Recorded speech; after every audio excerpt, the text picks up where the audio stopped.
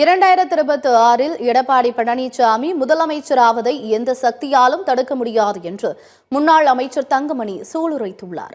நாமக்கல் மாவட்டம் சேந்தமங்கலம் சட்டமன்ற தொகுதிக்குட்பட்ட எருமப்பட்டியில் அதிமுக சார்பில் திண்ணை பிரச்சாரம் நடைபெற்றது. இதில் முன்னாள் அமைச்சரும் குமாரபாளையம் எம்எல்ஏவுமான தங்கமணி கலந்து கொண்டார். இதனையடுத்து செய்தியாளர்களுக்கு பேட்டி அளித்த அவர் அதிமுக பாஜக கூட்டணியை தமிழ்நாடு முழுவதும் வரவேற்றுள்ளார்கள் என்று தெரிவித்தார். 2026 ஆண்டு தேர்தலில் கனிமொழிக்கு பாடம் புகட்டப்படும் என்று கூறிய அவர், எடப்பாடி பழனிசாமி 2026 முதலமைச்சராவதை எந்த சக்தியாலும் தடுக்க முடியாது என்று சூளுரைத்தார். அவர்கள் தெளிவாக சொல்லிட்டார்கள். தேர்தல் நேரத்தில் எந்த முடிவாக எடுக்கணும் அந்த வகையில நேற்று கூட்டணி அமைத்திருக்கின்றார்கள். இதை தமிழ்நாடு முழுவதுமே வரவேற்றுக் கொண்டிருக்கின்றார்கள். அதனால் வலுவான கூட்டணி அமையும். அண்ணன் எடப்பாடி தமிழில் 26 நிச்சயமாக அம்மாவுடைய ஆட்சி அண்ணன் முதலமைச்சர் ஆவார். இதுக்கு வந்து கனிமொழி என்ன சொல்றாங்க, மக்கள் தக்க பாடம் போக்காரன் அப்படின்னு சொல்றாங்க.